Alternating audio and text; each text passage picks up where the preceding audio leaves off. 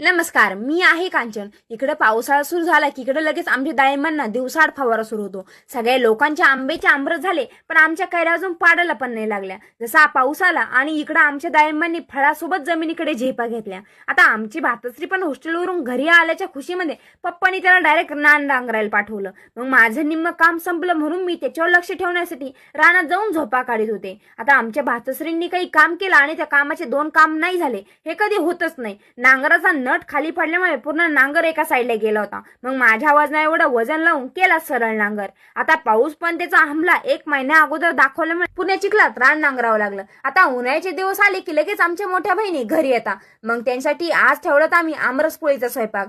जिच्यासाठी ठेवला होता तिच्याकडूनच पोळ्या करून घेतल्या. इकडे स्वयंपाक होत नाही, तिकडे लगेच आमचे छोटे पिटकुले पहिला ताव मारता. मग काय, मी सगळ्यांना बसायला छोट्याशा बसण्या टाकल्या. दुसरीकडे ताट सजवण्याचं काम चालू होतं. मग काय, सगळ्यांना एक एक करून वाढून दिलं. मग शेवटी पहिला घास हा आमरसाचा ओढून सुरू केलं जेवण.